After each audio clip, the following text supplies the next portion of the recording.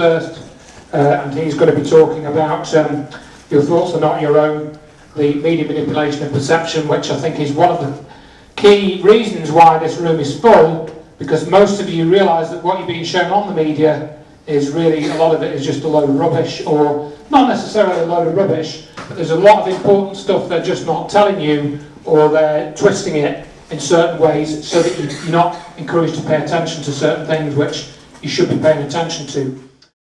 So, without further ado, I'm now going to ask Neil to join me at the front. All right, hello. Bless.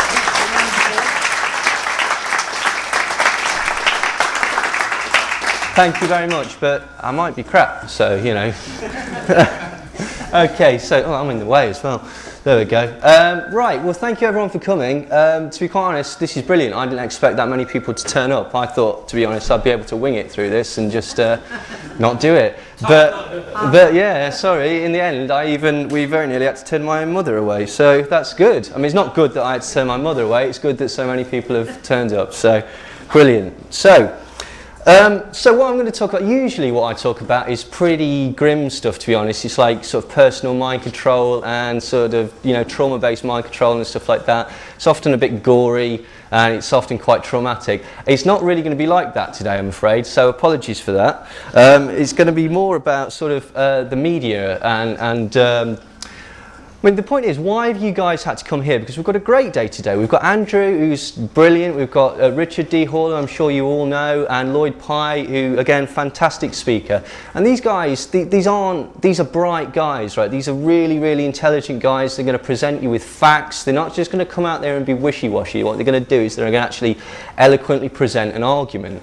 And it's not ridiculous, it comes with evidence, it's all, you know, well thought out and stuff like that. You might not agree with everything that they say, but it's a valid argument. So why have you guys got to come here to actually see this? Why is this not on the mainstream media? Well, that's what my talk's going to be about, and hopefully we will understand at the end.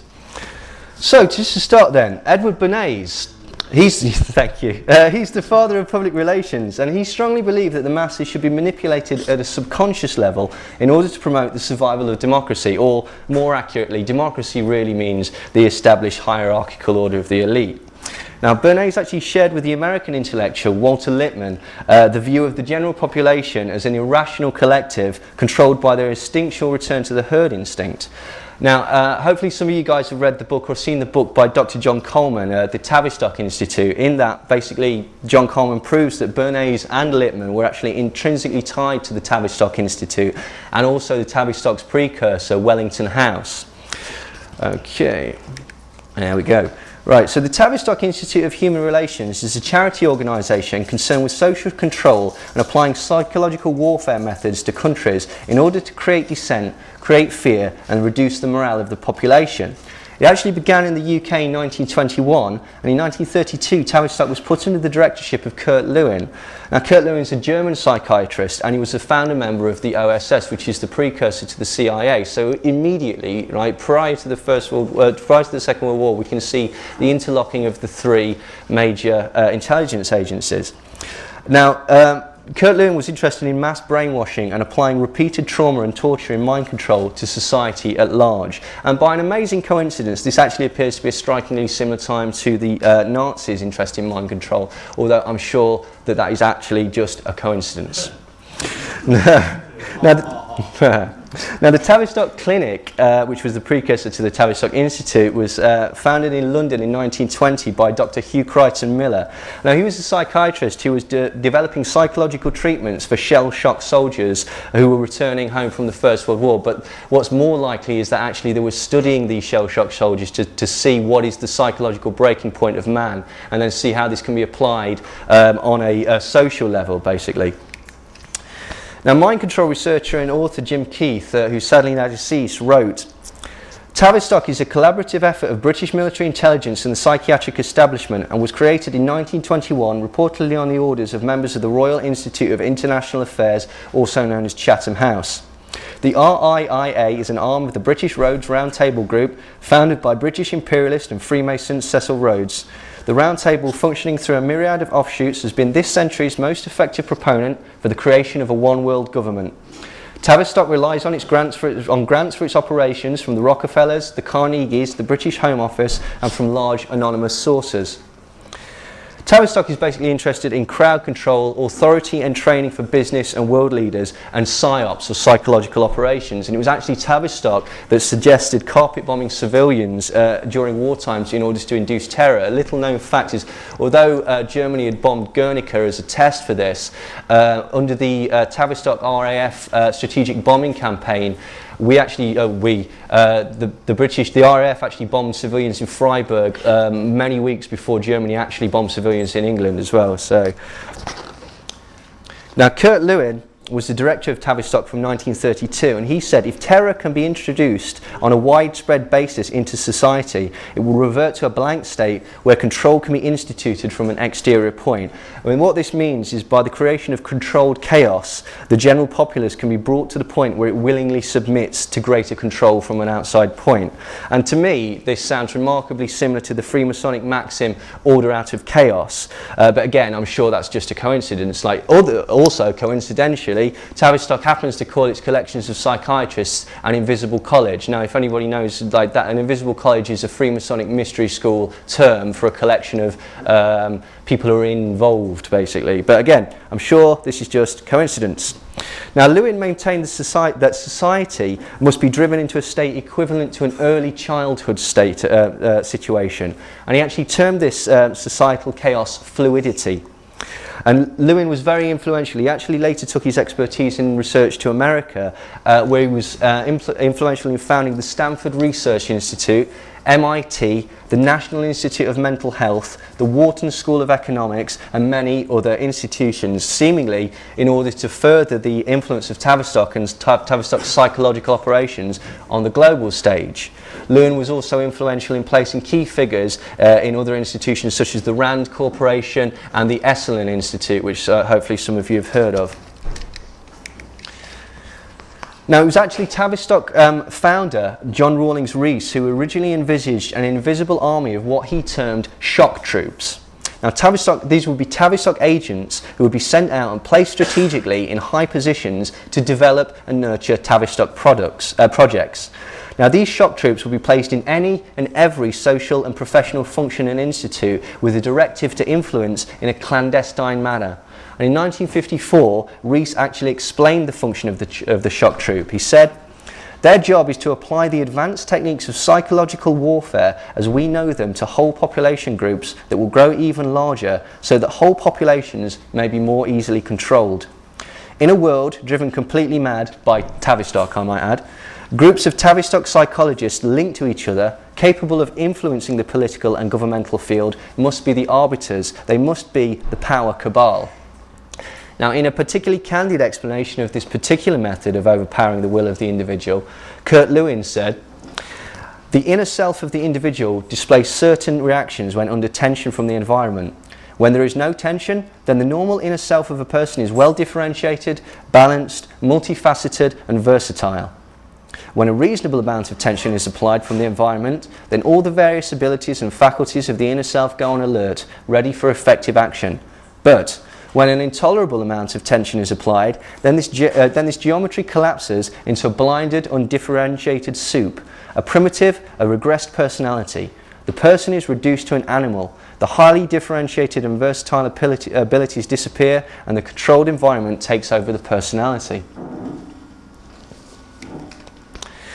Now, by controlling perception of the world through language, Tavistock also helps direct world events. Tavistock rose directly from Wellington House. Wellington House was the propaganda organisation that was able to alter public opinion in order to position the public as willing participants in the First World War.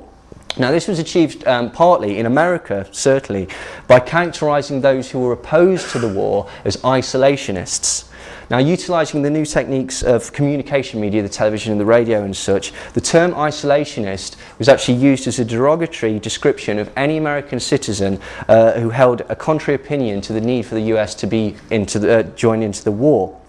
Now, the organisation, namely Tavistock, was using shame and fear of standing out from the crowd to mould public opinion. Terms like regime change, which actually mean a military takeover, and collateral damage, which actually means the death of women, children, civilians, they were introduced by Tavistock as well, and these are basically used to soften off the harsh realities of war. And it's actually with methods like this that Tavistock is able to form public opinion to the point where people believe that their own thoughts are actually organic. Now, Bernays and Lippmann argue that the populace needed to be manipulated by an invisible government secretly working behind the scenes out of the view of the mainstream, and this would ensure the survival of the presently held democracy. Bernays described the necessity for this in his 1928 work Propaganda, and this is a quote that you've probably heard before.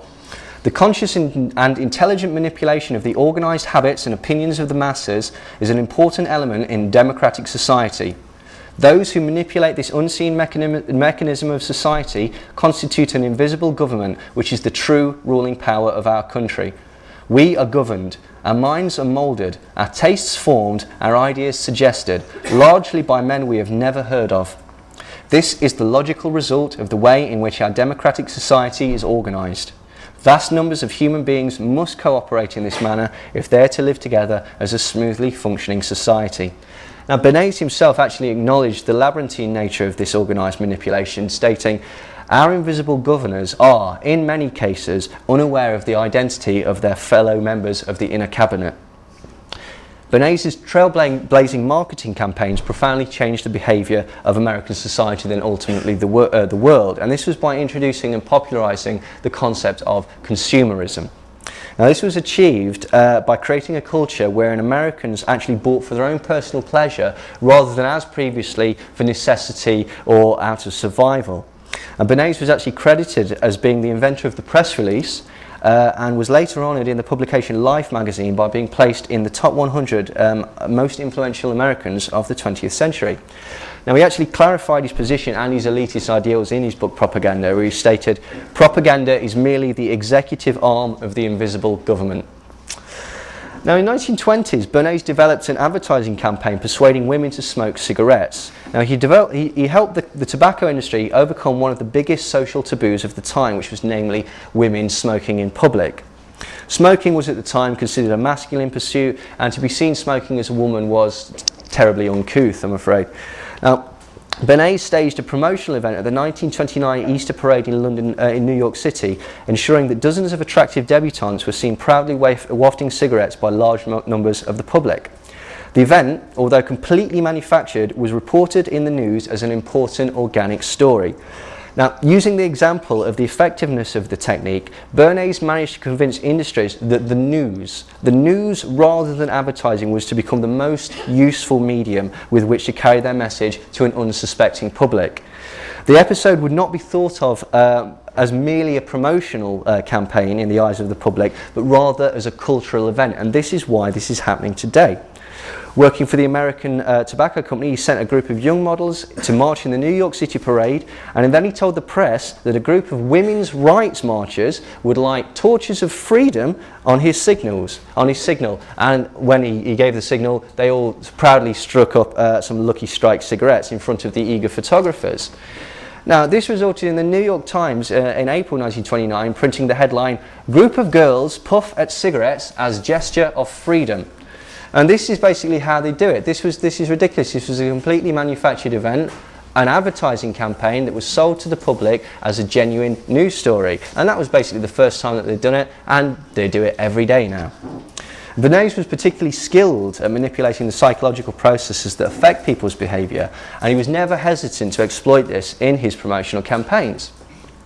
One of Bernays' favourite techniques for manipulating public opinion was the indirect use of third-party authorities to plead his client's case.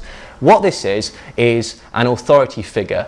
So this is why we see 8 out of 10 doctors recommend this, 8 out of 10 dentists recommend this, even 8 out of 10 cats recommend this, okay? That's where it comes, because psychologically we're wired to see if somebody who we believe to be an authority figure in the know says something, we'll go, oh, no, bro, sounds plausible, yeah, why not?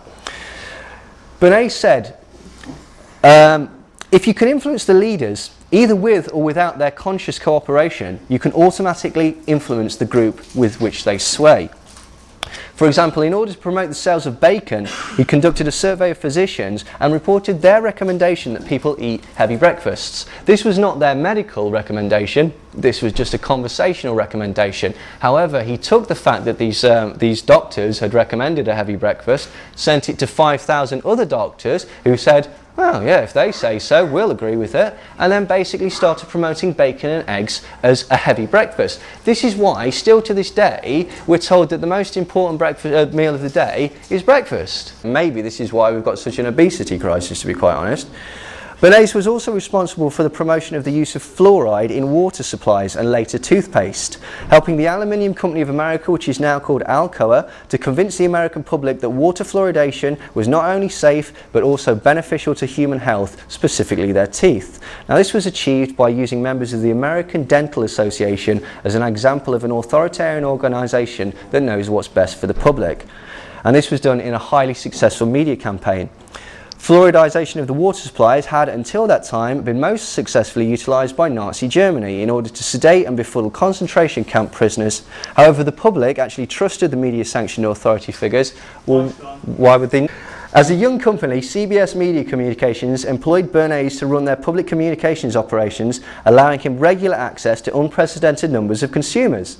In his publication, The Engineering of Consent, which was published in 1947, Bernays stated, "The engineering of consent is the very essence of the democratic process, the freedom to persuade and to suggest."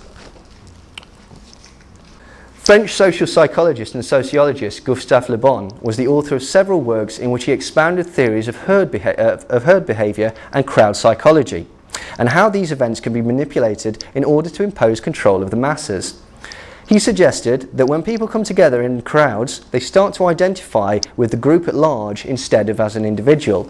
The opinions of the crowd become the opinions of each person, like mass hypnosis. And this is exactly why people, very sensible people, get caught up in riots, because basically you become part of a larger group. Le Bon described it as a phenomenon of which it is easy to establish the presence, but which it is not easy to explain. It must be classed among the phenomenon of a hypnotic order. In a group, every sentiment and act is contagious, and contagious to such a degree that an individual readily sacrifices his personal interest to the collective interest. This is an aptitude very contrary to his nature, and of which man is scarcely capable except when he makes part of a group. Now, Walter Lippmann was the American intellectual. He was a writer and a two-time winner of the Pulitzer Prize, and he shared Bernays' view of the general public. Lippmann was a graduate of Harvard and a member of the fraternity Phi Beta Kappa. He was an informal advisor to several presidents and was actually awarded with the Presidential Medal of Freedom in 1964 by President Lyndon Johnson, who is somebody who, I think we probably know, can't be trusted. He is credited with being one of the first to categorise the paranoid dread of nuclear death that permeated the latter part of the 20th century by giving it a name and a conceptual idea that the public could fearfully cling to. Basically what he did was he categorised and named the Cold War. Now, in his most famous work, Public Opinion, Lippmann compared the masses to a great beast and a bewildered herd that needed for its own good to be guided by a responsible governing class, namely the established order of the elite. Now, he described the ruling class as a specialised class whose interests reach beyond the locality. Now, in Lippmann's considered view, the bewildered herd, that's us, has its function to be the interested spectators of action, meaning that the majority of people should not participate in anything of any real importance. The direction of the general public's lives are directed and dictated for them by the intelligentsia of the ruling classes. Participation in the running of the world, in Lippmann's opinion, was the duty of the responsible man, namely the elites, rather than the average man in the street. And one important concept presented by Lippmann was the manufacture of consent, which is very similar to Bernays' engineering of consent, which is, in short, the manipulation of public opinion to accept the specific agenda of the ruling class. In Lippmann's opinion, the general public was not qualified to reason and to decide on the most important issues, and it was therefore important for the elites to decide for their own good and then sell those decisions back to the masses. He said that the manufacture of consent is capable of great refinements no one, I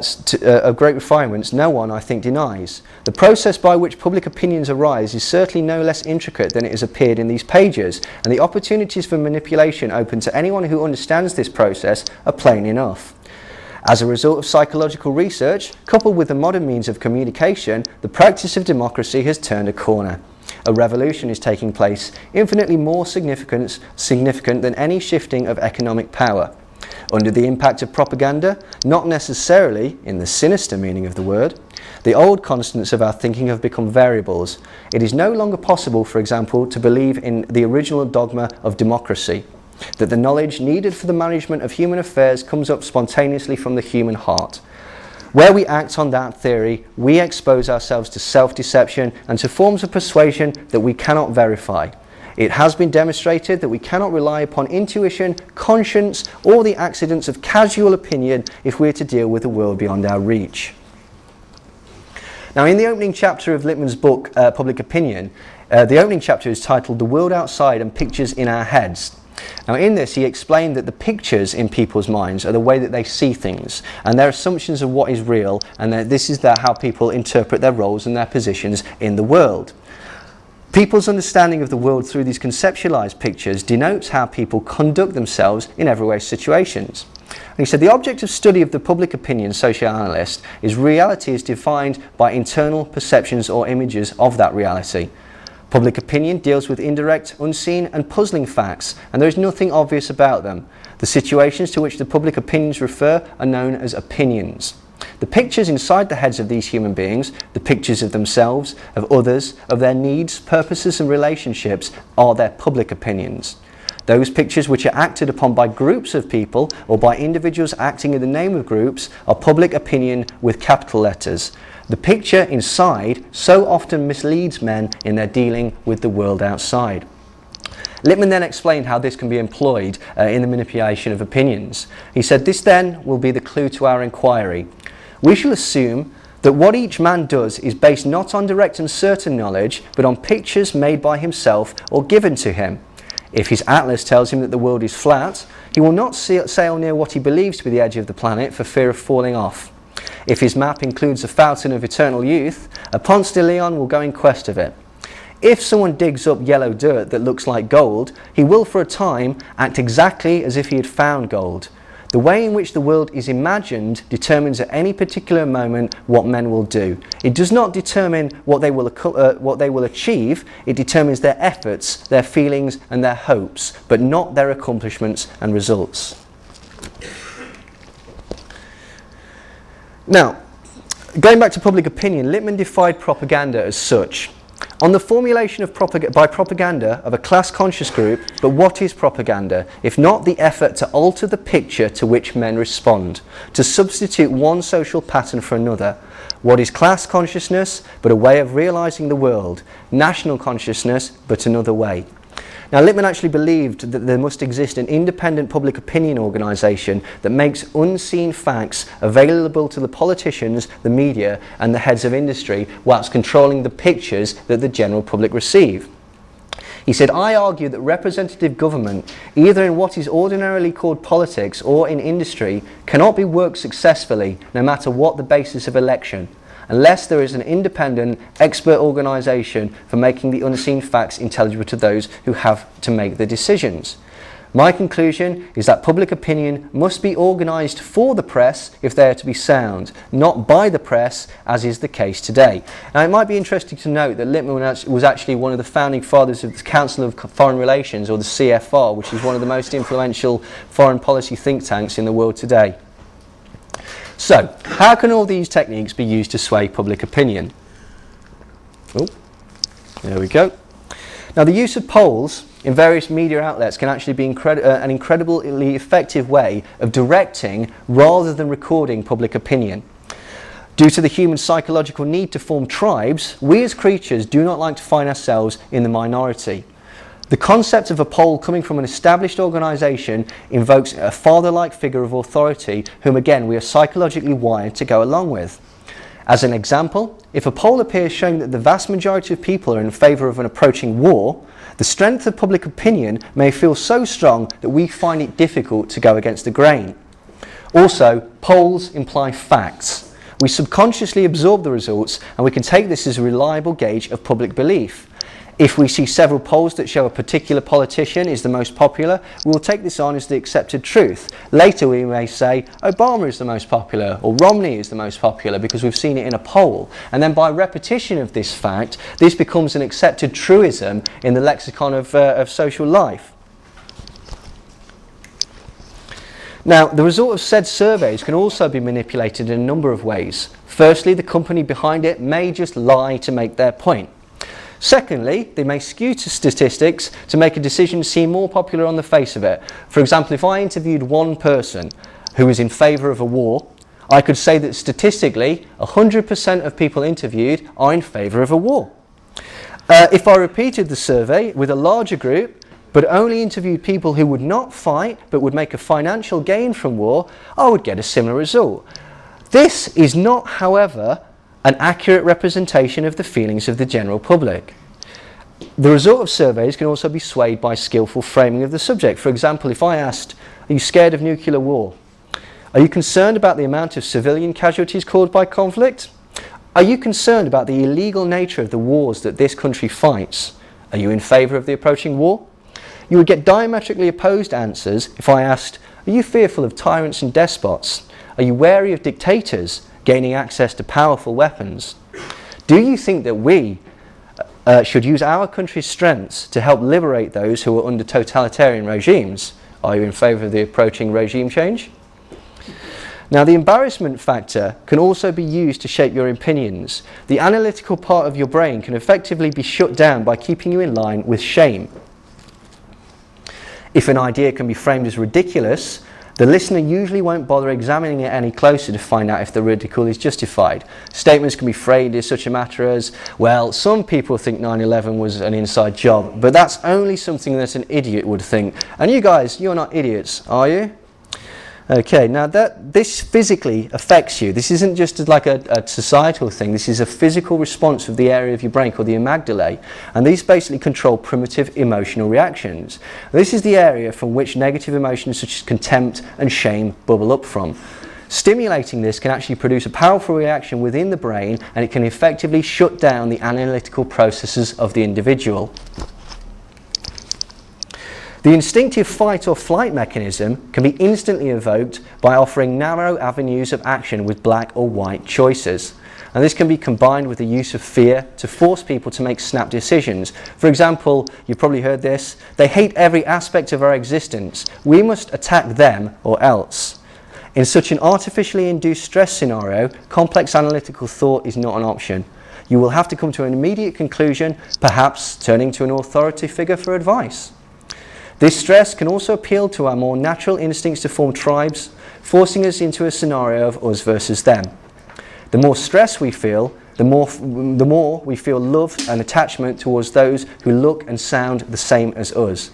We feel more hatred towards those who are not in our gang. And this has been used many, many times. You are either with us or against us, and anyone who is against us is on the side of the terrorists.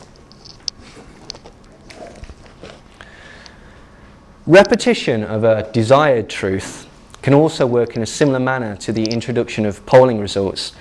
Research has actually revealed that if only one member of a group repeats their opinion more than once, it is more likely to be seen by others as representative of the whole group. A study published in the Journal of Personality and Social Psychology examined exactly this situation to test how people judge the distribution of opinion. The study, carried out by Dr. Kimberly Weaver and colleagues, found we can tell that 3 people expressing the same opinion better represents the group than one person expressing the same opinion 3 times, but not by much. And the study showed that actually if one person in a group repeats the same opinion 3 times, it has the 90% of the effect of 3 different people in the group expressing the same opinion. Now similarly, and more worryingly, when an opinion is repeatedly broadcast at us by the same organisation, think of any particular news organisation or advertiser, we are likely to come to believe that it represents the general opinion. And this is despite the fact that it is analogous to the same person repeating themselves over and over again. And this process has actually been shown many times in studies concerning repetition, and this particular study was taken by the psychiatry department of McMaster University, Ontario. So people rate statements that have been repeated just once as more valid or true than things that they have heard for the first time. They even rate statements as truer when the person repeating them has been proven to be a liar. Now, some studies have actually tested how many times a message should be repeated for maximum effect, and these suggest that people have a maximum confidence in an idea that is repeated between 3 and 5 times. Now, if anyone is a teacher here, you'll know that basically this is repeated in teaching practice in the UK. Repetition of facts between 3 and 5 times seems to make people stick.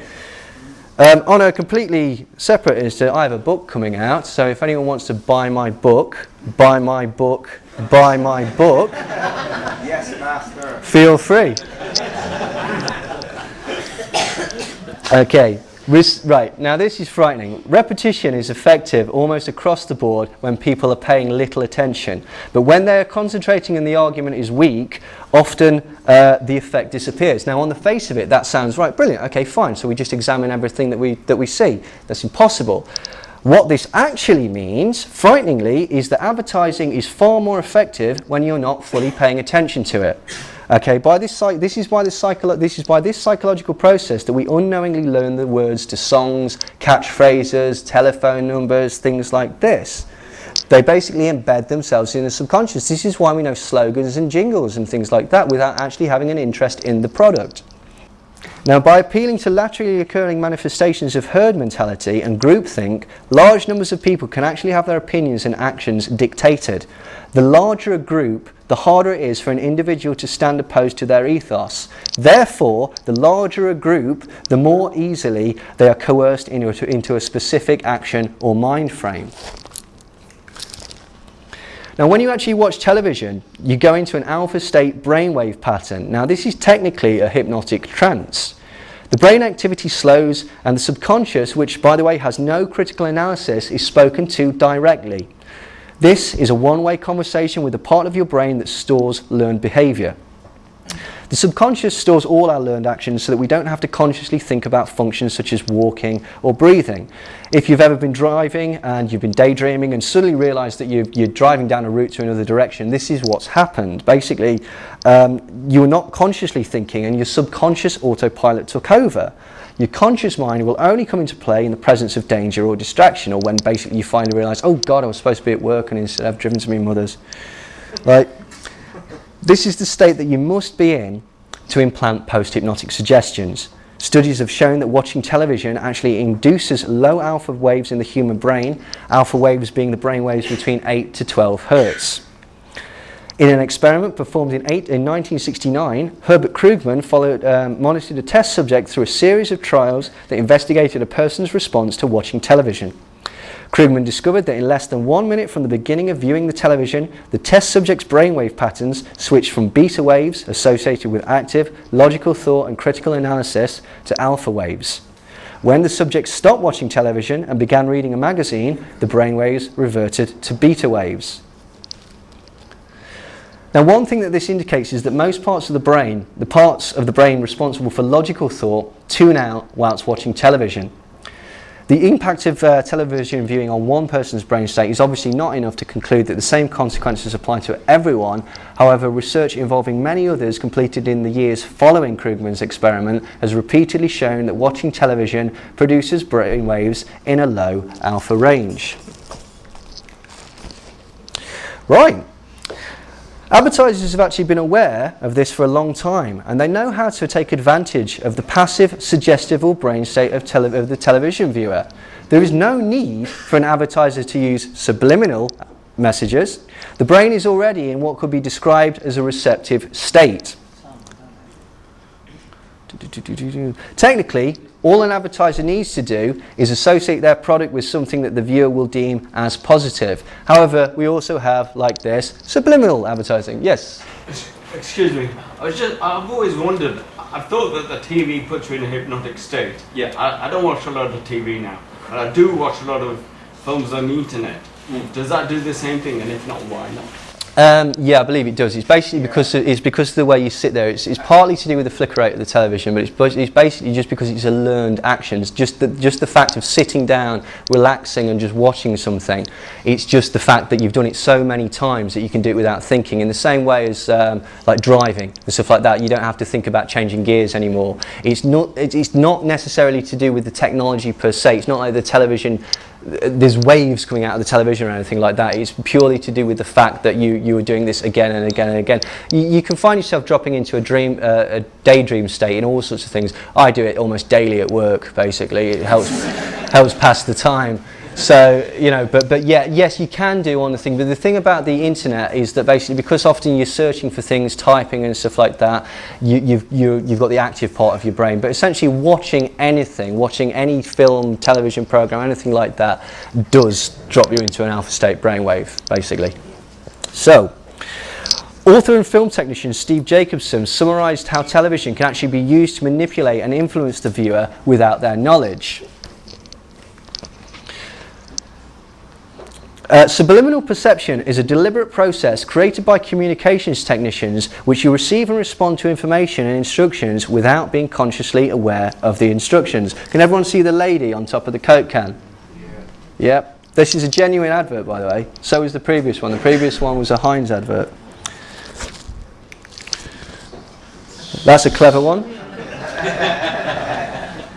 Rumours of subliminal messages in advertising are plentiful. A partially declassified CIA document dated 17th of January 1958 stated, "It may be that subliminal projection can be utilised in such a way as to feature a visual suggestion such as obey." Author and activist Martin A. Lee, in an interview printed in the February 1980 issue of the High Times magazine, quoted an anonymous CIA agent as saying, "Some thought was given to whether or not we could affect political outcomes by using subliminal perception on TV and radio." Can everyone see the writing on the side of the can? If you can't see it, it says sex. Now, despite public opinion that the concept of subliminal advertising is a myth, several studies have shown that the effective nature of the technique when employed correctly. University College, this was published in Science Daily in 2007. University College London researchers have found that first physiological evidence that invisible subliminal images do attract the brain's attention on a subconscious level. The wider implication for the study, published in Current Biology, is that techniques such as subliminal advertising, now banned in the UK but still legal in the US, certainly do leave their mark on the brain. Using MRI scans, the study looked at whether an image you aren't aware of, but one that reaches the retina, has an impact on the brain's activity in the primary visual cortex. Subjects' brains did respond to the object even when they were not conscious of having seen it. Now, Dr. Bernays of the UCL Institute of Cognitive Neuroscience and the UCL Department of Psychology said, "What's interesting here is that your brain does log things that you aren't even aware of and can't ever become aware of. We show that there is a brain response in the primary visual cortex to subliminal images that attract our attention, without us having the impression of having seen anything. These findings point to the sort of impact that subliminal advertising may have on the brain. What our study doesn't address is whether this would then influence you to go out and buy a product, but I believe it is likely that subliminal advertising may affect our decisions." Now, a year later, the following article was published in the same magazine. Although the idea that instrumental learning can occur subconsciously has been around for nearly a century, it has not been unequivocally demonstrated.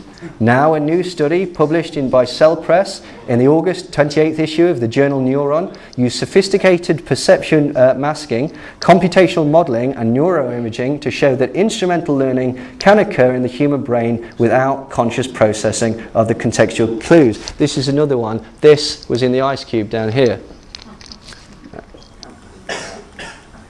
I missed that one. The researchers collected scans of the brain using functional magnetic resonance imaging to investigate the specific brain circuitry that is linked to subliminal instrumental conditioning. The ventral striatum responded to subliminal cues and to visible outcomes in a manner that closely approximates our computational algorithm, expressing reward, expected values, and prediction errors. We conclude that even without conscious processing of contextual clues, our brain can learn their reward value and use them to provide bias on decision making. Now, the two studies there prove that in controlled experiments, the effectiveness of subliminal influence in manipulating unaware subjects. And this has happened many times. It was proven that images of protesters holding placards saying "keep abortion legal" were inserted into repeat showings of the television program Batman, which was broadcast in 1994 and Channel 11 in Italy. In 1997, over 700 children in Japan were hospitalized with convulsions due to the Pokemon cartoon, which had induced photosensitive epilepsy-type seizures. Doctors at the time reported that the effects of the TV program were very similar to that of high-level hypnosis.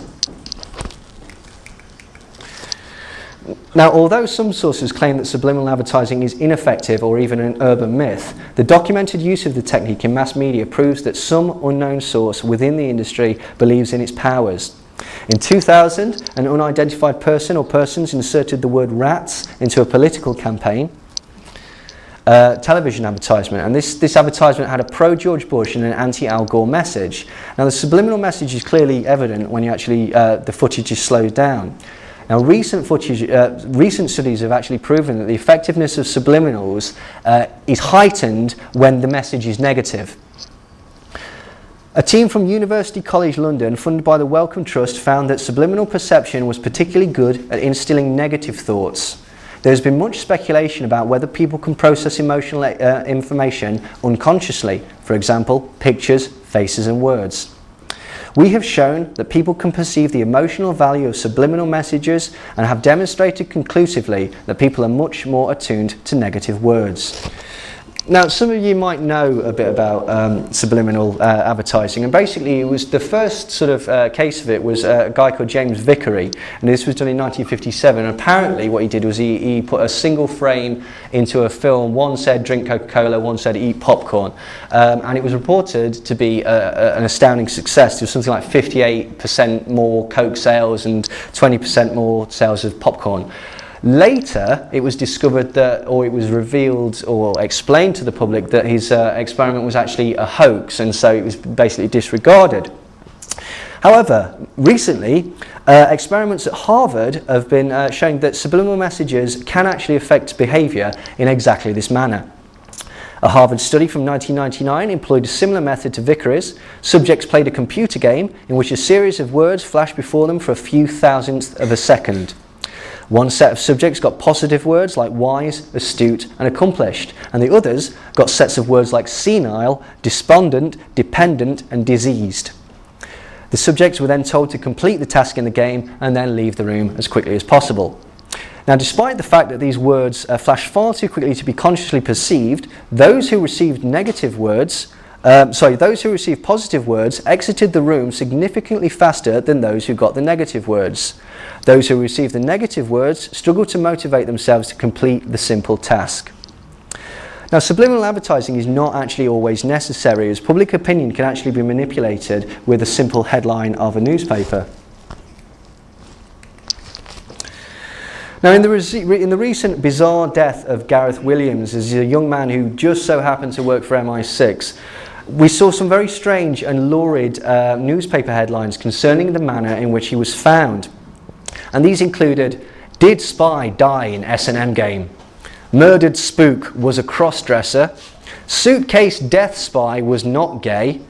And "Police find no evidence that MI6 agent was gay." Now, it doesn't matter that the headline actually merely raises questions about the agent, or in some cases actually refutes accusations. The idea has been planted.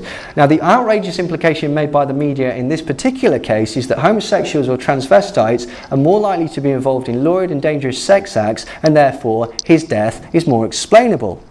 The details of the case are actually lost in the sensational elements and the sleazy speculation, and then 2 months later, when somebody mentions a young MI6 agent murdered and stuffed naked into a sports bag, you might well say, "Oh, that guy, the S&M guy, wasn't he gay and a cross-dresser?"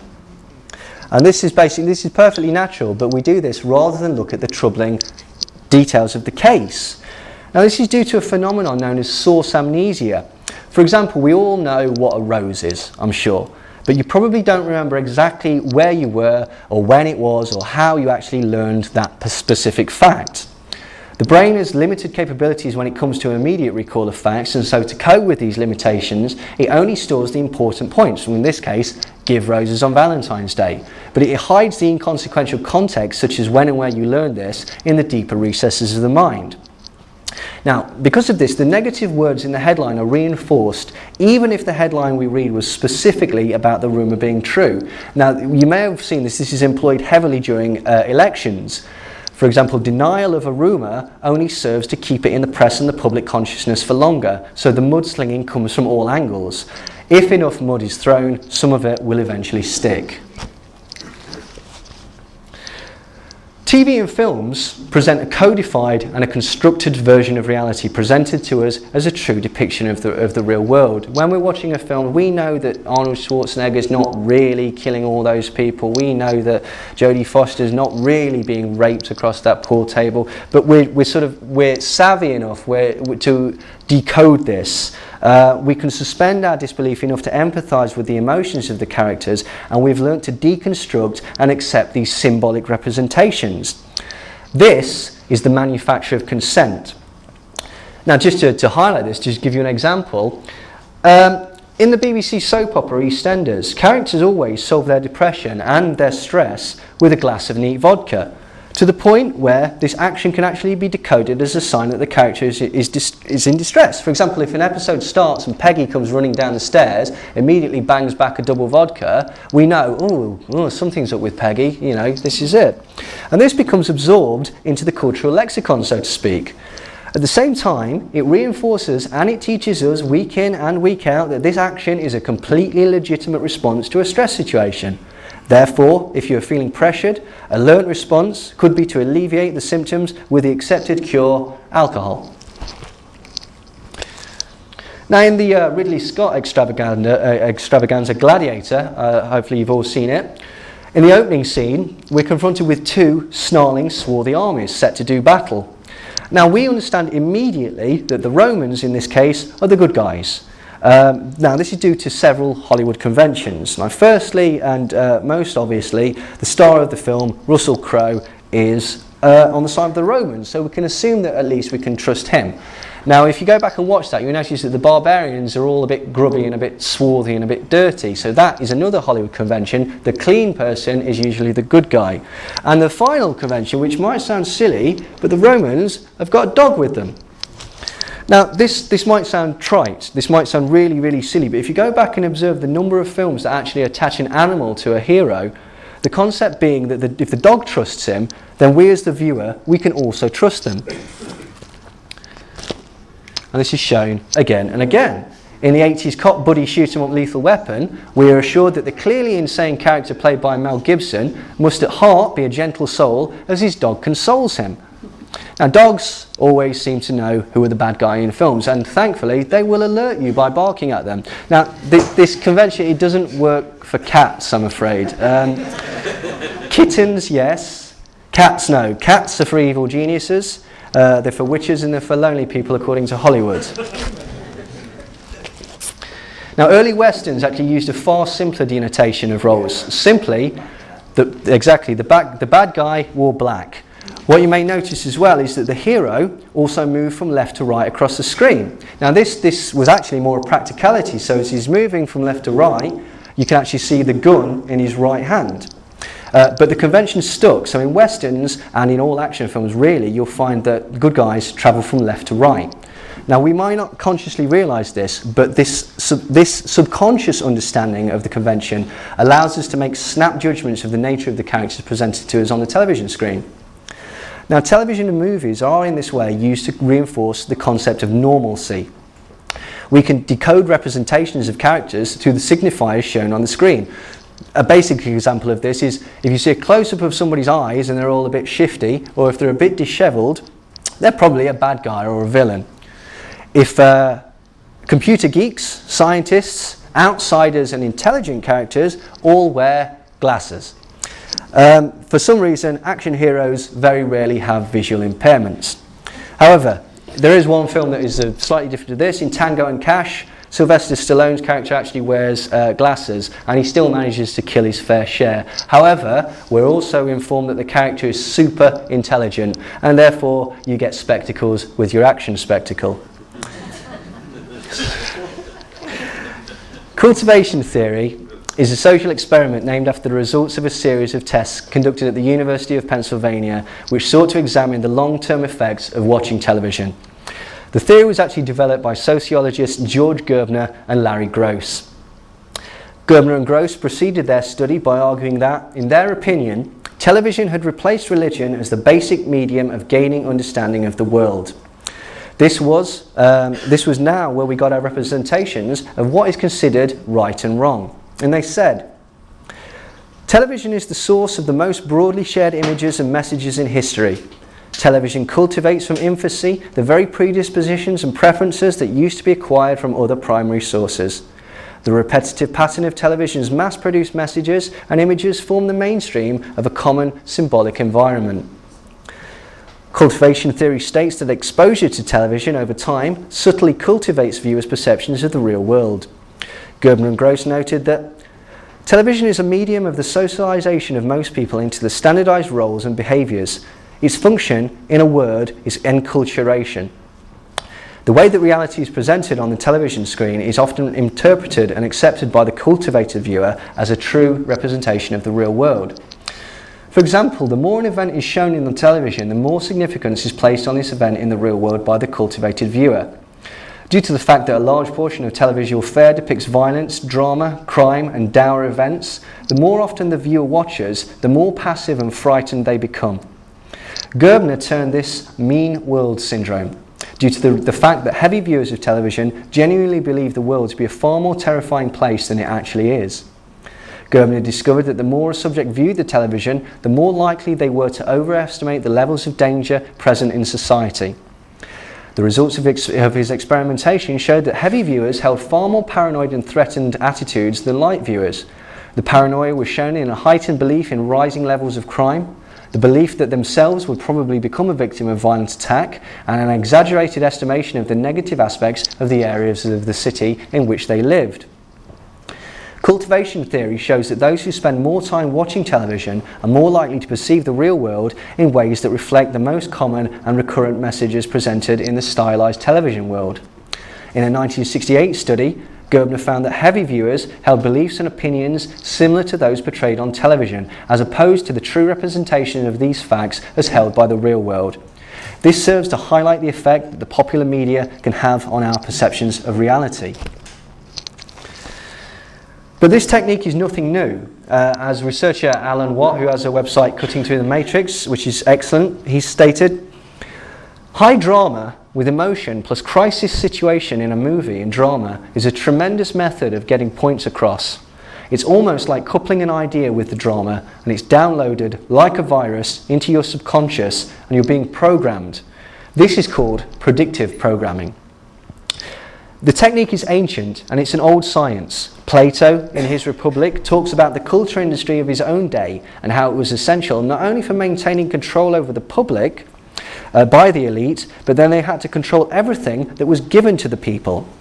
In other words, anything that the public saw in drama on stage was authorized by the state. Not only was it authorized, in ancient Greece, travelling troops of players would come into the cities and do their rounds, and it was compulsory to attend. Everyone, even the slaves, had to attend at least one performance because just like today, they had their agenda and their schedule and the upgrading of the system, and it was done primarily through fiction.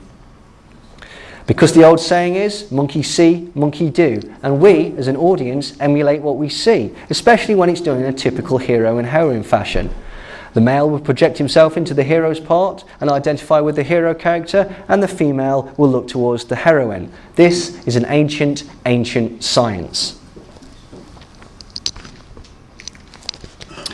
Jacques Ellul, who's a French philosopher, a sociologist and a lawyer, postulated in his work, The Technological Society, he said the emergence of the mass media, which makes possible the use of propaganda techniques on a societal scale, The orchestration of press, radio and television to create a continuous, lasting and total environment renders the influence of propaganda virtually unnoticed precisely because it creates a constant environment. Mass media provides the essential link between the individual and the demands of the technological society.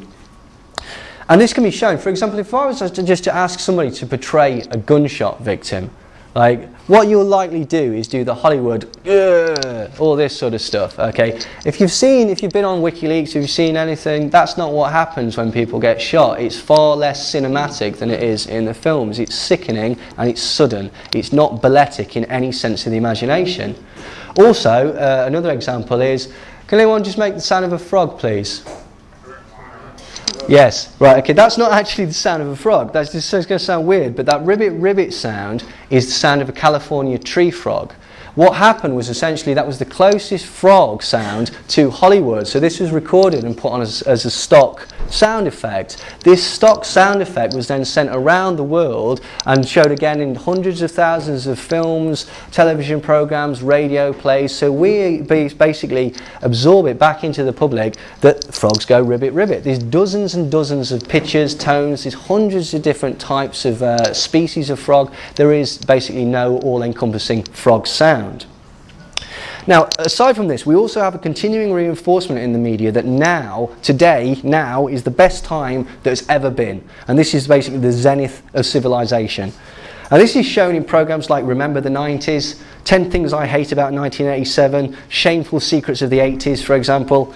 And these shows basically show how naive we used to be, how silly we used to be, and how savvy and culturally intelligent we are now. And this basically shows the public that conspiracies cannot be occurring as we are far too clever to be fooled. They are too informed, they're too media savvy, and they have far too much access to too many outlets to be misinformed. They're cosmopolitan and aware, after all. They watch the news and they read a broad selection of newspapers. Now, this obvious buttering up leaves the public in a smug, self-satisfied state, unprepared to admit that in reality things are actually pretty bad.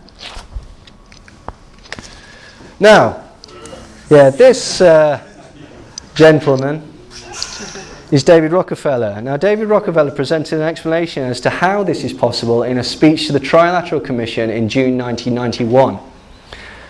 He said, "We are grateful to the Washington Post, the New York Times, Time magazine and other great publications whose directors have attended our meetings and respected their promises of discretion for almost 40 years. It would have been impossible for us to develop our plan for the world if we had been subject to the bright lights of publicity during those years.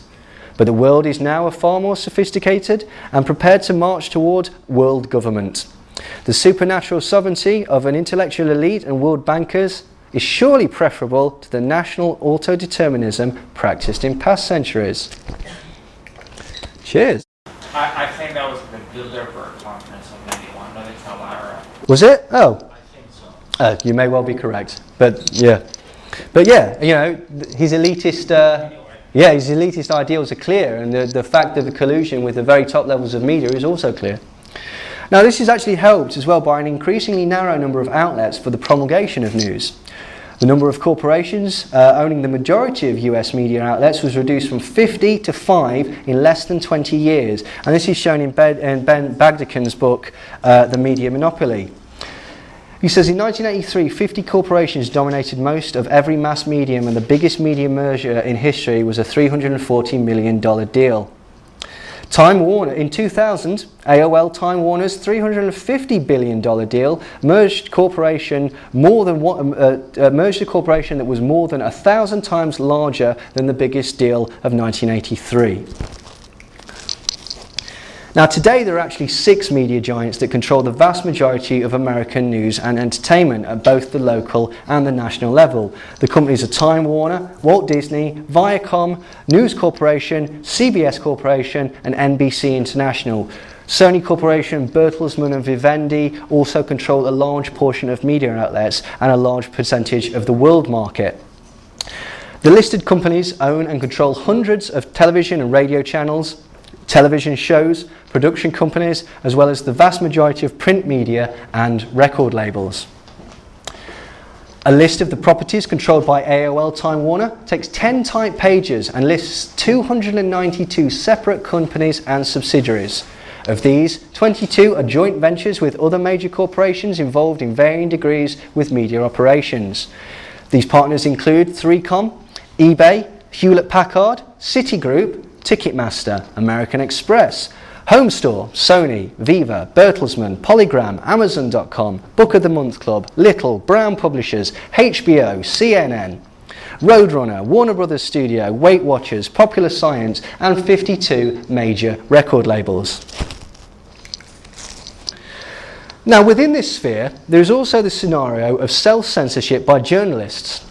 John Swinton, a highly respected American journalist, famously toasted the New York Press Club in 1953 with this revealing diatribe.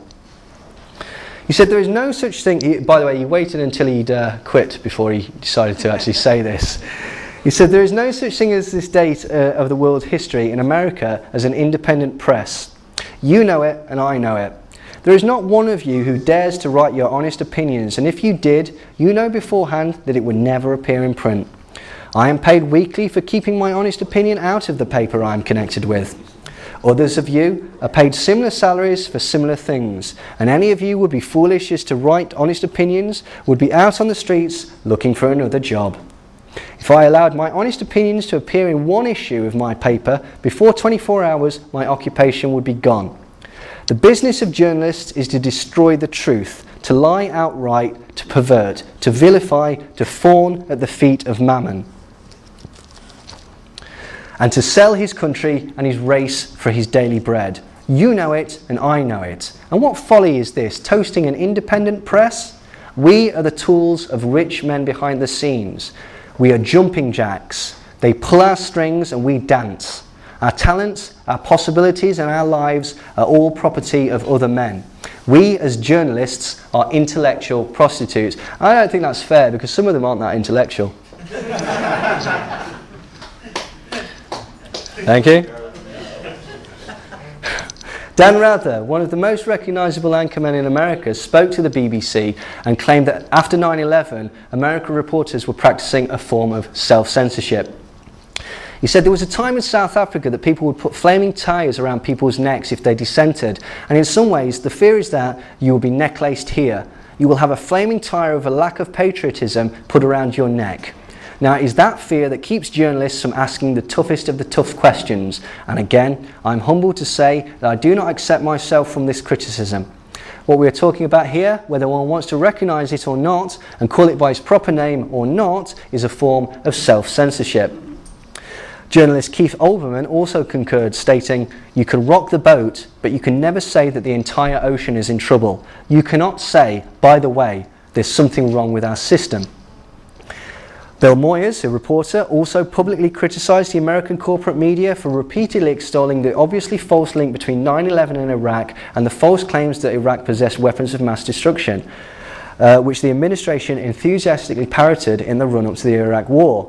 Moyers concluded that the false information was not challenged because the mainstream media had been cheerleaders for the White House from the beginning, and we were simply continuing to rally the public behind the president. No questions asked. Walter Isaacson, the former chairman and the CEO of CNN, revealed there was a patriotism police after 9/11, and when the network showed things critical of the administration's policies, it would get phone calls from advertisers and the administration, and also big people in corporations who were calling up and saying, "Stop this, you're being anti-American." Now, the claim that Iraq had weapons of mass destruction has recently been revealed to be an admitted lie, coming from a single captured terrorist who gave the false information in order to gain leverage in the sentencing for his own crimes. And this was actually reported in the Independent. Curveball, the Iraqi defector who fabricated claims about Iraq's weapons of mass destruction, smiles as he confirms how he made the whole thing up. It was a confidence trick that changed the entire course of history, with Rafid Ahmed Alwan al-Janabi's lies being used to justify the war. The chemical engineer claimed to have overseen the building of mobile biological laboratory when he sought political asylum in Germany in 1999.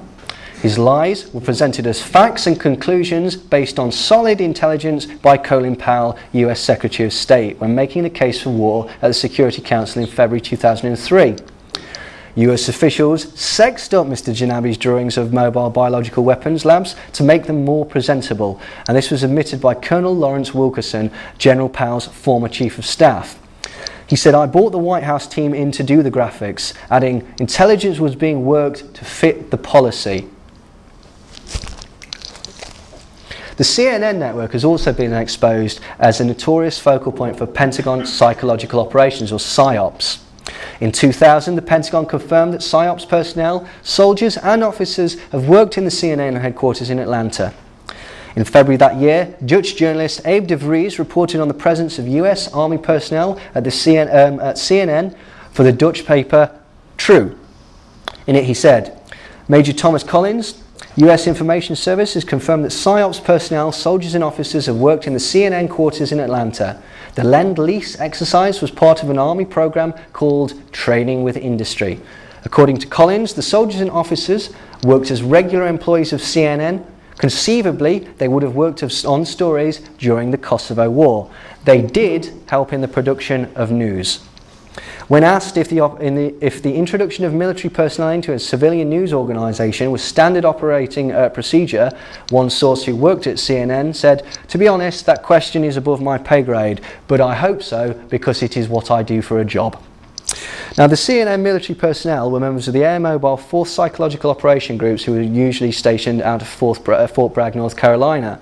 One of the many tasks of the almost 1,200 soldiers and officers based at CNN was to spread selected information. Now, critics have said that this basically means dissemination of propaganda, which it does. Now, Andrew Card, the White House chief, explained his decision and the Bush administration's decision to delay the attack on Iraq until September by saying, "From a marketing point of view, you never introduce new products in August." Now, apparently war, like any other state of events, has to be marketed. It has to be bled into the public consciousness in order to be accepted and deemed as normal. To ensure maximum success, specific techniques have to be employed, and there are optimum times to do this to increase effectiveness. Miriam Schulman, the head of the Santa Clara University Center for Applied Ethics, noted the cynical manipulation of public opinion and actually published her thoughts in the same year. She said, "Am I the only one who's queasy that the Bush administration has quite publicly announced plans to sell us on war with Iraq in the same way as a soda pop company might hype a new soft drink?" When interviewed, Seymour Hersh, the Pulitzer Prize-winning reporter who actually uncovered the Iraq prison torture scandal and also the My Lai massacre in Vietnam, gave a particularly scathing evaluation of the failures within the media industry. He said, "All the institutions we thought would protect us, particularly the press, but also the military, the bureaucracy, the Congress, they have failed. So all the things that we expect would normally carry us through didn't. The biggest failure, I would argue, is the press, because that's the most glaring." And he was asked by the reporter, "So, Seymour, what can be done to fix this situation?" And he had to think about it and said, "Well, you have to fire or execute 90% of the editors and executives. You'd actually have to start promoting people from the newsrooms to be editors. People who you didn't think that you could troll. And to be honest, they're never going to do that." A survey taken in the same year, 2003, revealed that 35% of journalists, reporters and news executives admitted that they regularly avoided stories if the story was thought to be embarrassing or damaging to the financial interests of the news company or the organisation's owners, shareholders or parent companies. Now, I just want you to contemplate these particular phrases with reference to modern news, particularly news that we're seeing recently with Iraq, Iran, Syria, Libya, all this sort of thing. Propaganda must be planned and executed by only one authority. Credibility alone must determine whether propaganda output should be true or false. Propaganda must label events and people with distinctive phrases or slogans like terrorist, Al-Qaeda, that sort of thing. Propaganda must facilitate the displacement of aggression by specifying the targets for hatred. Black rather than white propaganda may be employed when the latter is less credible or produces undesirable effects. To be perceived, propaganda must evoke the interests of an audience and must be transmitted through an attention-getting communications medium, Fox News Flash. Ever seen that? Propaganda to the home front must create an optimum anxiety level, Fox News Flash. Ever seen that? Right, they're all quotes from Joseph Goebbels. But it would be very easy to see how any of these maxims could actually be applied to today's sensationalist news media.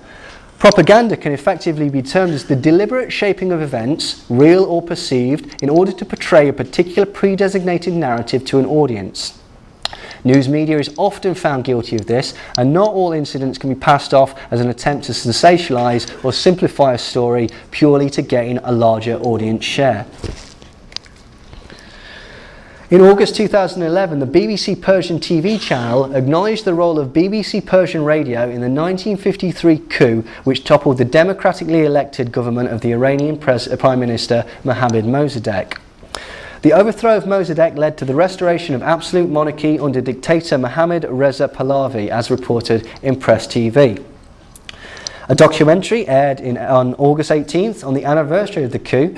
BBC Persian channel admitted for the first time to the role of the BBC Persian Radio as the propaganda arm of the British government in Iran. After repeated denials of the BBC Persian radio's role in helping London oust Mossadegh, the programme detailed how the radio network broadcast anti-Mossadegh propaganda to undermine the government. The British government used the BBC Persian radio for advancing its propaganda against Mossadegh, and anti-Mossadegh material was repeatedly aired on the radio channel to the extent that the Iranian staff at the BBC went on strike in protest. Another secret government document has since been leaked, and it gave an official summary of America's overthrow of Mossadegh and confirmed the means by which the media was employed in their efforts. In cooperation with the Department of State, CIA had several articles planted in major American newspapers and magazines, which when reproduced in Iran had the desired psychological effect and contributed to the war of nerves against Mossadegh. Famed Watergate reporter Carl Bernstein exposed the fact that the CIA has already bought and paid for many successful journalists. Now, he exposed this in an article that was titled "The CIA and the Media," and this was actually published in the music magazine Rolling Stone because this was the only publication that would print it.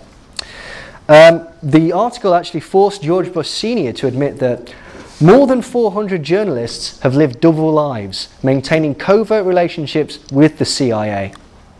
For proof that this practice is still employed, particularly in the UK, you could always read Spies, Lies and Whistleblowers by David Shayler, which detailed how friendly journalists were being implanted in places like the Telegraph and the Guardian. In the 1950s, CIA agent Frank Wisner proudly and openly stated that he could play the media like a mighty Wurlitzer. Now, this was actually reported in the New York Times in 1997 by Joseph Cruden in an article titled "Worldwide Propaganda Network Built by the CIA." Also stated in the article was the fact that in that year the CIA had already published over 1,200 books. Now, this actually led to the bizarre result of one CIA agent secretly working for a national media outlet giving a favourable review to a book written secretly and published secretly by the CIA. In fact, in 1991, a memo was discovered by CIA agent Ralph McGee, which claimed that the CIA had representatives in every single media outlet, representatives that could help shape and alter the news as they wished. The memo said, "The PAO, the CIA's Public Affairs Office, now has relationships with reporters from every major wire service, newspaper, news weekly and television network in the nation. This has helped turn some intelligence failure stories into intelligence success stories. In many instances, we have persuaded reporters to postpone, change, hold or even scrap stories completely." The periodical Armed Forces Journal International revealed that the Pentagon had published 371 separate magazines in the year 1971. Now, this is quite strange because this made the Pentagon 16 times larger than America's largest publishing house. Okay, the number increased to 1,203 different magazines published by the Pentagon by 1982. By the 1970s, a Senate intelligence report revealed that the CIA itself owned outright at least 200 wire services. Now, during the NATO-led regime change of Libya, presented in the West as yet another spontaneous uprising of the people running off the momentum of the Arab Spring, the media publicised false images of celebrations in Tripoli's Green Square, implying that the Gaddafi regime had in fact fallen to the rebels. This was actually shown on Al Jazeera, and it was later repeated on the BBC. This was reported on prisonplanet.com. It said the fake scenery has purportedly been set up in Qatar for purposes of psychological manipulation. The Stop War Crimes website also reports that the footage showing victorious rebels in front of Gaddafi's Al Aziza compound could similarly have been faked. The fake footage serves two purposes, according to the Stop War Crimes blog: to break the Libyan resistance by creating panic and chaos in the Libyan capital, and to provide cover for the massacres of civilians that would occur in the days following the declaration of rebel victory. And this is basically it. Like this was a mock-up. This is the real one. This is a mock-up that was here, that was shown on Al Jazeera, and it was filmed in Qatar. But the article went on to highlight that the fact this is not the first time in recent years that Western media has portrayed the reality of an armed invasion in more sympathetic and ultimately false manner. The toppling of the Saddam Hussein statue in Firdos Square in central Baghdad on April 9, 2003 was the creation of an army psychological operations team that made it appear to be a spontaneous Iraqi undertaking, and this is according to the army's own internal study of the affair. Television pictures at the time showed close-up shots of jubilant Iraqis pulling down the statue as reporters from BBC News and other mainstream commentators boldly proclaimed the scene as an iconic moment in modern history, proving that the invasion of Iraq was really about liberating the people from tyrant and not some sort of crazy geopolitical conquest. However, when the wide shots of the scene were viewed, it became obvious that the event was the work of just a few dozen Iraqis led by Pentagon stooge Ahmed Chalabi, and not thousands of ordinary Iraqi people as the establishment media claimed at the time. This was again confirmed by an internal report commissioned by the army into their own practices and was reported in the Los Angeles Times. As the Iraqi regime was collapsing on April 9, 2003, Marines converged on Firdos Square in central Baghdad, site of an enormous statue of Saddam Hussein.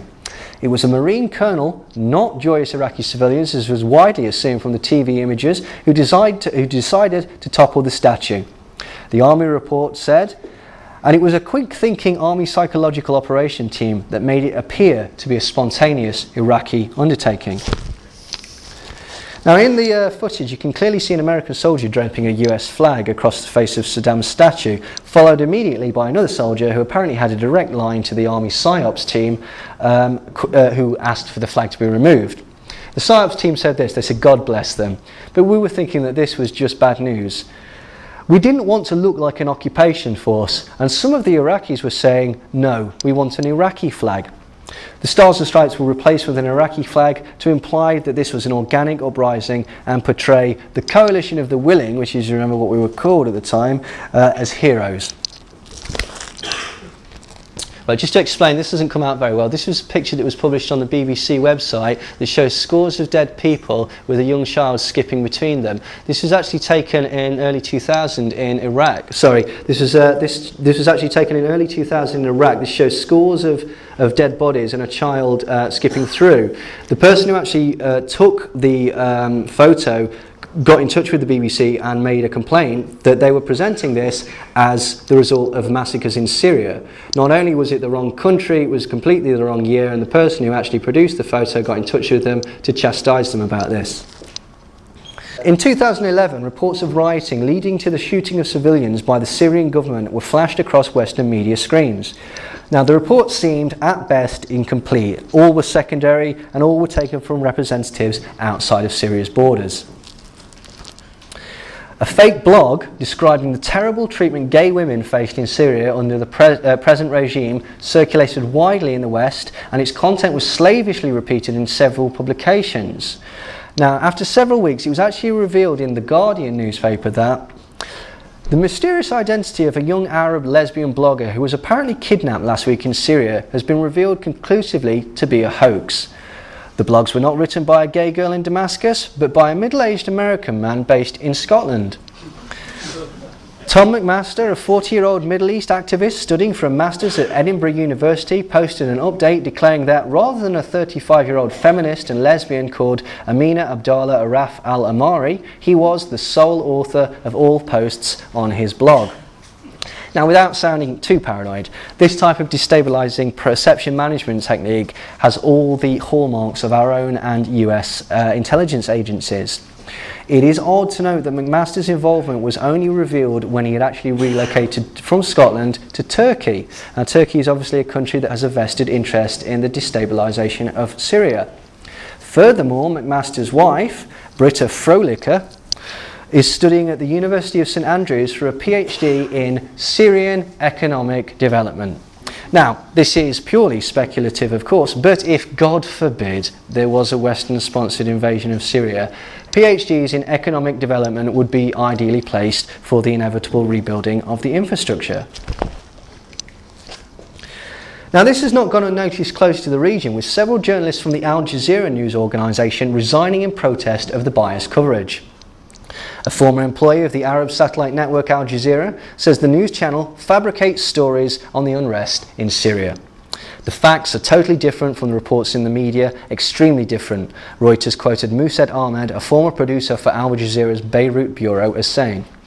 Ahmed said the channel concealed many facts, with editors' opinions becoming the so-called facts, adding, "I am sorry that we concealed facts for so long a time." Ahmed is one of 5 Al Jazeera employees in Lebanon who resigned from the TV station over the channel's biased stance on Syria in the middle of March. Al Jazeera is also accused of blowing the opposition movement in Syria out of proportion and covering up the truth in the country. It is widely believed that the Emir of Qatar has a direct influence on the nature of programmes broadcast on Al Jazeera. You remember, it was Qatar where they filmed the fake Libya things. In addition, the Qatari-based network's biased policy towards Bahrain and Libya has caused dispute among the news network staff. Al Jazeera employees were concerned that the Syrian government was, in their opinion, unfairly being painted as a monster, when in fact the regimes of Bahrain were mercilessly slaughtering its own civilians and citizens, and this was being kept quiet. Many employees at Al Jazeera News Channel are resigning over the Qatari-based network's biased coverage of events taking place in the Middle East. While Al Jazeera has gained a reputation for its coverage of the Tunisian, Egyptian and Libyan revolutions, the broadcaster has remained almost silent over the massive anti-government protests in Bahrain and Myanmar's brutal crackdown on the popular uprising. Al Jazeera is also accused of fabricating whole stories about Libya and Syria and even staging its own footage at undisclosed locations. Al Jazeera is also said to be forcing editors to give the stories a twist to benefit the state of Qatar's political views. Yes, a famous incident of media misinformation occurred on the afternoon of 9/11. The BBC reported that the Solomon Brothers building, also known as World Trade Center Building 7, had collapsed. The live shot of the reporter at the scene in New York had the Solomon Brothers building in clear view, still standing just over the reporter's left shoulder. There it is.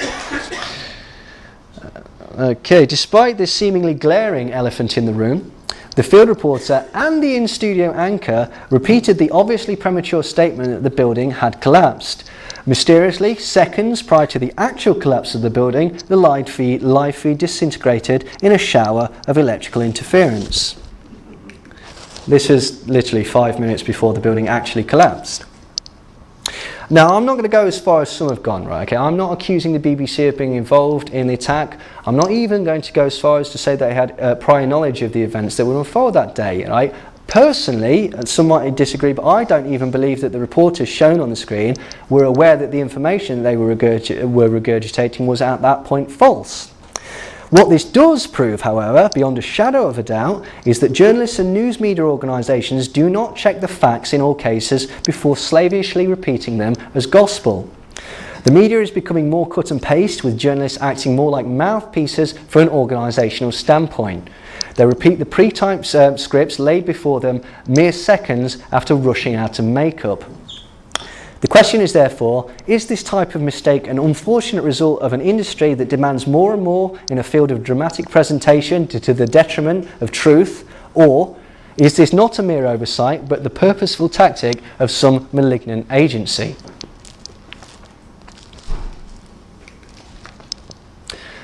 Propaganda is essential in framing any foreign intervention, and specifically for positioning ourselves as the heroes fighting some monstrous, inhuman adversary.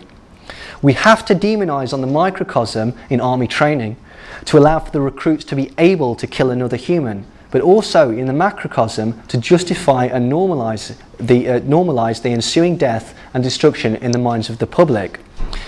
Essentially, we need to justify the deaths to two groups of people: those who actually carry out the grim slaughter, and the masses who, by implication, allow it to happen. From the very beginning of the First World War, Wellington House, the precursor to the Tavistock Institute, spread spurious stories about the advancing German army's treatment of Belgian civilians. Eyewitness accounts spread through the media told of numerous atrocities, specifically German troops impaling babies on their bayonets, dismembering children so that they could not grow old and seek violent retribution, and amputating the breasts of women for their own cruel enjoyment. Tales of mass organised rapes were also commonplace, and the scenarios often had similar characteristics. The women of a village were supposedly gathered up, often thrown over a table in the town square, and gang raped while the rest of the German soldiers cheered encouragement and waited their turn. These reports, it should be added, were never ever substantiated, and were actually were vigorously denied, not only by the German army but also by Allied reporters that were in the area covering the developments of the war. Kaiser Wilhelm in the First World War was portrayed in propaganda as a ruthless brute and was given the nickname the Butcher of Berlin. Now, prior to the First Gulf War, the Western media was awash with reports that Iraqi troops in Kuwait were dragging newborn babies from incubators and dashing them to death on the cold concrete floors.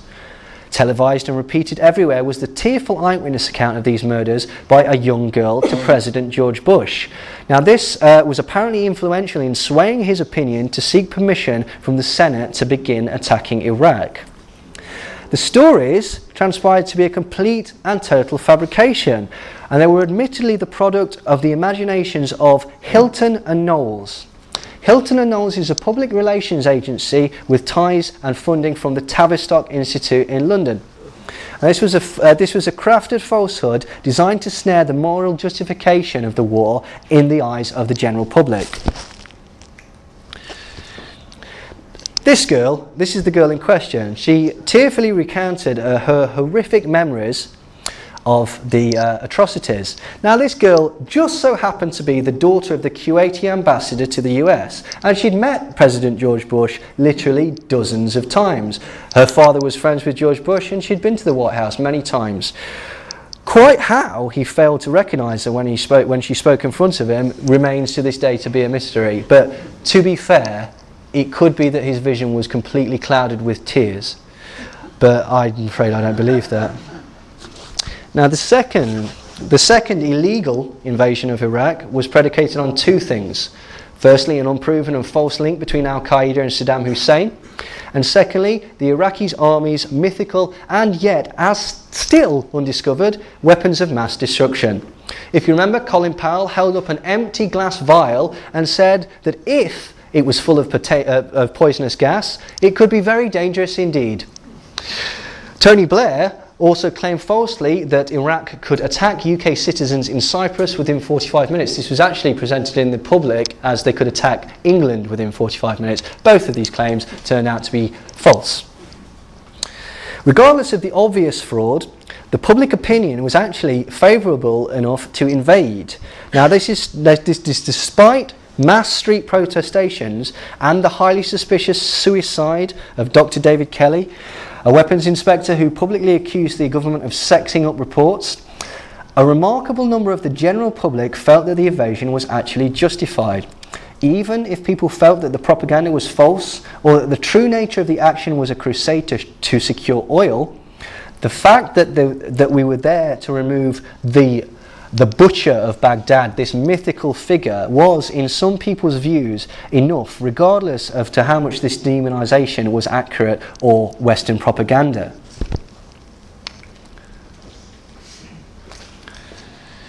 Now, the fictional rape scenario also reared its ugly head again during the 2011 NATO liberation of Libya.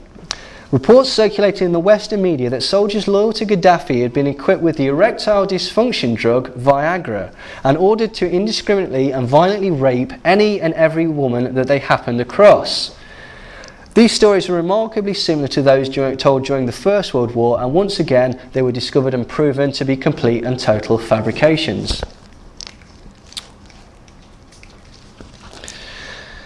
Sir Stuart Campbell, who worked with Lord Northcliffe of Wellington House fame, Wellington House being the precursor to Tavistock, they worked together at Crewe House, which was another British wartime propaganda factory, and he explained how you would create effective propaganda. He said, "Creation of a favourable atmosphere is the first object of propaganda. Until this psychological effect is produced as the result of military events, propagandist activity or internal political disaffection, the mentality of enemy troops and civil population, and both are equally important in modern warfare, will be naturally unsympathetic and unresponsive to influence. In order to produce this atmosphere of receptivity and susceptibility, continuity of propaganda policy is indispensable." So basically this is what we're talking about. We're talking about creating an atmosphere where people feel that regardless of civilian deaths and stuff like, this guy is such a bad guy, Colonel Gaddafi, Ahmadinejad, Hussein, that's all that we focus on essentially. Now, it might be interesting to note that Lord Northcliffe of Crewe House and Wellington House was the proprietor of the Times and the Daily Mail.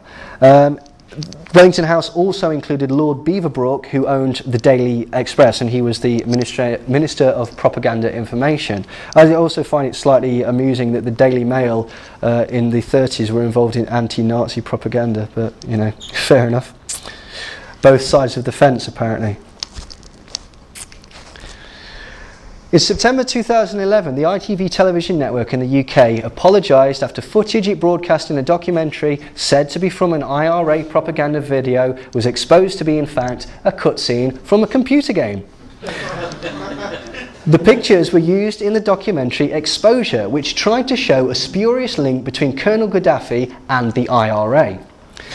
The footage, labelled IRA Film 1988, was reportedly of terrorists using Libyan rocket launchers to bring down a helicopter, but was in reality from the war simulation game Arma 2. This is all taken from a computer game. A statement from ITV claimed, "The events featured in Exposure, Gaddafi and the IRA, were genuine, but it would appear that during the editing process the correct clip of the incident was not selected and other footage was mistakenly included in the film. This was an unfortunate case of human error for which we apologise." Now, to me, this seems a bit too much of a coincidence, considering at the time the media was pushing for a NATO-led intervention into Libya. And this appeared to be, instead, to be a case of poorly executed demonisation tactics. Genuine footage of this reported attack, or actually any confirmation that the incident took place at all, has never come forward. So we're to assume that not only is the footage fake, but the incident was a lie too. In December 2011, Fox News repeatedly showed footage from the recent austerity riots in Greece, whilst trying to claim that we were watching destruction on the streets of Moscow in reaction to the re-election of Putin, or for the forthcoming elections.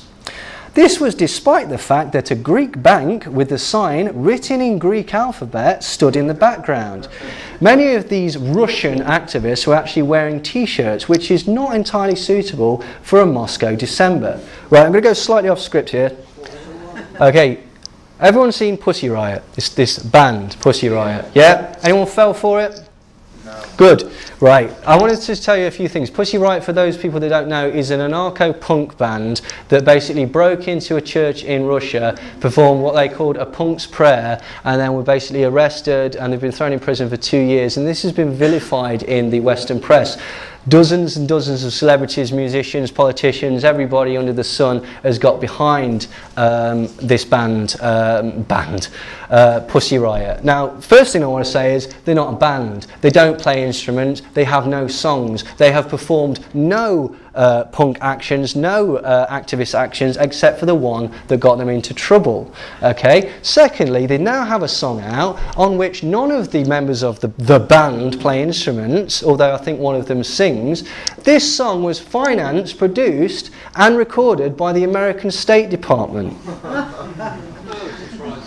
Exactly. I'd also like to point out that, okay, I have no care one way or the other about what they did, but if they did what they did in America, not only would they be there for 2 years, they'd be there for possibly 10 years. The result of their actions could have resulted in a 10-year prison sentence in America. So this concept of Russia being terrible to these people is nonsense. It's absolute garbage. What it is there for is this very, very subtle destabilisation process. What we're seeing, because in the next couple of weeks, when we try to invade Syria, Iran or any of those places, Russia are basically there going, this isn't a good idea. The general public will go, yeah, but Russia are mentalists. They throw women in prison for 2 years for making a public statement. So please don't fall for it. There's been several other things that have happened actually recently. The nude pictures of Kate Middleton. The nude pictures of Prince Harry. Does anyone believe for a second, if you can get a telephoto lens strong enough to actually see Kate Middleton's naked body, you could get a sniper's scope there as well. Are we really believing that security on the princess is that lax? Or is this yet another example of trying to normalise these people? They're just like you and me. They're just like, oh, poor them. I feel embarrassed for them, poor girl. Like, it's rubbish. Please don't buy it. Same thing with the recent chief whip insulting the police. Again, who cares, to be quite honest? But I did notice that this was a fabulous distraction away from the results of the Hillsborough result. It's a fabulous distraction away from the lies that are being told in the Mark Duggan inquest. And it's also a fabulous distraction from the death of Ian Tomlinson at the G20. Anyway, back to the script. Now, to prove that this sort of thing happens a lot, political journalist Peter Oborne stated on the BBC's Newswipe programme that collusion between media and government stretches down to a very, very detailed and precise level. In 2003, the UK's Sun newspaper launched a campaign against asylum seekers in Britain with a series of sensationalist headlines such as "Halt the Asylum Tide Now," "The Biggest Crisis Facing the UK Today," and "Our Heritage is Crumbling." The campaign was, on the face of it, very critical of the then Labour government. The culmination of the Sun's operation was an interview with the then Home Secretary David Blunkett, who was forced to admit, "I can't argue with the Sun over asylum." The newspaper had seemingly taken up a cause that was pressing in the minds of the public and forced the reluctant government into action, which was presented not only as a victory for the Sun, but also for the general public whom the paper was championing. Journalist Peter Oborne later managed to find a copy of what was known as the Downing Street Grid. Now, this is a month-by-month calendar of upcoming and important media and social events pertaining to the government. To his surprise, Oborne discovered that that particular month's calendar, printed weeks before the Sun campaign, actually contained the very campaign that appeared in the newspaper in incredible detail, including the date and the content of the future Blunkett interview. The grid also detailed how the government would react to the Sun campaign in the public. Now, this means that the campaign that the Sun presented as a spontaneous and organic attack on asylum seekers and government procedure on behalf of the people was, in fact, part of the government's own public relations policy. This was nothing more than an orchestrated performance which served to trick the public into believing that they had an effect on the government, and more importantly, that the government and their media were listening to their opinion. And this is by no means an isolated incident. The relationship between the media and the government is far more Machiavellian than we would actually believe. It's not about facts or critical analysis, but perception management. Who controls the past and who controls the present? As Orwell stated, who controls the past controls the future, and who controls the present controls the past. For examples of control of information to shape public opinion, one need only examine the mainstream portrayal of the deaths of Dr. David Kelly, Charles de Bernays, Osama bin Laden. Even the mainstream media cites certain discrepancies within the facts of all of their deaths. Hitler famously stated, "The bigger the lie, the more people will believe it." Goebbels is paraphrased as stating, "If you tell a lie big enough and keep repeating it, people will eventually come to believe it."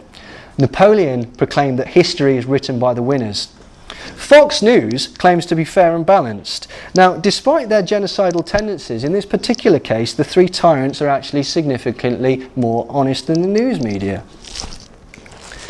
Now, the CIA has never been shy about courting the media. William Colby, the former director, was cited by Dave McGowan in Derailing Democracy as making this astonishing claim: the CIA owns everyone of any significance in the major media.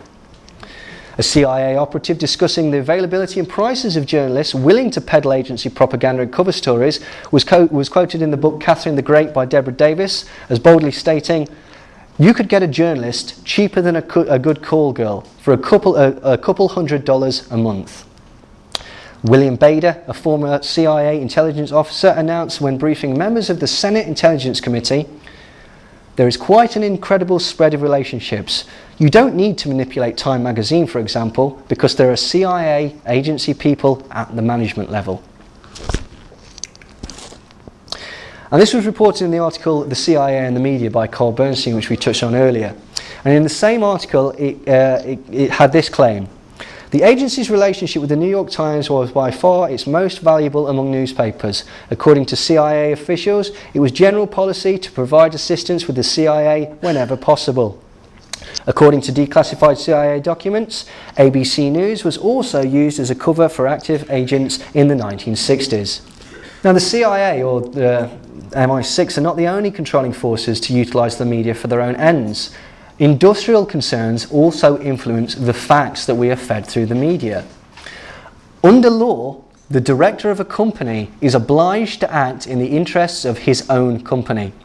An unanswered dilemma is what happens when an officer of Corporation A, who sits as a director on the board of Corporation B, has to choose between acting in the best interests of his own company or one on whose board he sits. What is the proper behaviour of a banker who is a director of General Electric, owner of NBC, if he hears that the network is about to produce a documentary highly embarrassing to the banking industry? It could be that the best interests of NBC News to attract an audience with a documentary on what could be a compelling public issue. Yet, such a documentary might not be perceived as being in the best interests of the banks, and in such cases, that documentary would not go ahead, because as I've stated, it is illegal for somebody to do something to the detriment of their shareholders, which is insane. The emergence of major national and multinational corporations as collectors of controllers of most of the country's media has enormously complicated the potential conflicts of interest in, among other things, interlocked boards of directors. A study by Peter Dreyer and Stephen Weiberg in 1979 found interlocked directors in major newspaper chains. For example, Gannett, which is a publishing house, shared directors with Merrill Lynch, Standard Oil, 20th Century Fox, Kerr McGee, who are an aerospace and nuclear power company, McDonnell Douglas Aircraft, McGraw-Hill, Eastern Airlines, Phillips Petroleum, Kellogg's, and the New York Telephone Company. The most influential paper in America, the New York Times, interlocked with Merck, Morden Guarantee, Bristol Myers, Charter Oil, Johns Manville, American Express, Bethlehem Steel, IBM, Scott Paper, Sun Oil, and the First Boston Corporation. Time, Inc. has so many interlocks that they almost represent a plenary board of directors of US business and finance. They interlock with Mobil Oil, AT&T, American Express, Firestone, Trim and Rubber Company, Mellon National Corporation, Atlantic Richfield, Xerox, General Dynamics, and most major international banks. In the early 1970s, New York Times publisher Arthur Schulzberger admitted that he and his editors censored stories concerning automobile safety and pollution concerns due to the worry of affecting advertising revenue. In an interview with Herman Held on CBS television in 1983, it was stated that advertising agencies were always taken into account in order not to offend them during the production of television pieces. So, when media outlets are proven, at the very least, to make errors in the accuracy of their reporting, why do we, the general public, still turn to them as the authoritative oracle of truth? You see, we have established belief structures that are supported by the society we live in. endorsed continuously by the various media outlets that envelop us. Psychologically, this is very comforting to the individual as it builds a sense of security and a similarity of consciousness through which we feel part of a wider protective group. The established norms and accepted truths of any given society are vigorously defended by the members of the general public and backed up by the opinions of authority figures, namely the media, academia, and general established folk knowledge. Beliefs that question or critique the status quo can be met with anger and confusion. Facts, no matter how elegantly presented, are often dismissed out of hand if they prove something that an individual simply does not want to believe. Now this is due to the psychological processes at work reinforcing the perceived attributes of the protective mass in which we wallow. To protect the idea of the larger whole to which we psychologically attach ourselves, we will become willfully ignorant of anything we happen to learn that does not come from prescribed channels of information. This is why subjects that are deemed conspiratorial are often dismissed or ridiculed with no attention being given to the evidence. The problem is that if we question one aspect of our perceived reality which turns out to be different to our expectations, this suggests that other things we have taken as given facts may also turn out to be untrue. Not only do we not want to feel duped as an individual, an easy rube who can be manipulated against our will, but we also don't want to believe that the beast to whose belly we cling so tightly for protection may not have our best interests at heart. Psychologist Charles Tart, formerly of the University of California, calls this phenomenon consensus trance. Tart believes that the collective society literally convinces itself that certain facts are self-evident, and in this way we are willingly hypnotized into a particular way of thinking. Consensus trance, an automated state of consciousness, actually the normal consciousness, based on the premise that people believe what they are told to be true as opposed to what they have themselves realized to be true. A very basic example of this is that we, whoever we are always presented as the good guys in any military conflict. We know we're the good guys because the media constantly reinforces this, explaining the necessity for any intervention and the noble and honourable intentions of our leaders. This manifests itself often as unquestioning support of the government and the troops and a particular type of rabid patriotism, which is essentially a refusal to hear anything negative about your home country. Tart explained that the general public consents to a perceived view of reality presented to us by the powers that be in return for the psychological benefits that we receive. We collectively decide what is and what is not considered a reliable source of information. States of consciousness, from altered states to the state earthlings call normal waking consciousness, have been Charles Tart's speciality for 2 decades. Dr. Tart no longer calls it normal consciousness. He has substituted what he feels to be a more accurate term, consensus trance. To him, the idea of normal consciousness is the kind of convenient fiction illustrated by the famous folktale of the Emperor's New Clothes. Together, human groups agree on what their perception should be admitted to awareness, hence consensus. Then they train each other to see the world in that way and only in that way, hence trance. It is not. Tart went on to explain that if it is not in the media or academia, it does not happen and does not exist. If it did not happen and does not exist, but is in the media, including higher education, then we accept it and believe it.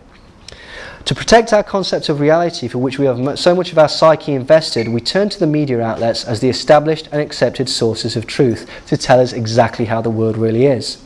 For the most part, this works very well, as the various media outlets, in their differing ways, serve only to reinforce the established status quo. It is also easier to blindly accept that the news, for example, is factual, accurate, and has no agenda dictating the topics presented, rather than admit we have been tricked and begin to unravel the web of lies. Sadly, therefore, we see that the media is not always reliable. Newspapers and televised news have a duty to draw in an audience and may be inclined to lead toward more entertaining and sensational aspects of the story in order to increase sales. More disturbing, though, is the fact that news outlets may not be the impartial organisations that they present themselves as. They have allegiances to far larger corporate entities that may affect our reception of facts in ways that we would not normally consider. Okay, well that concludes my talk, so thank you very much.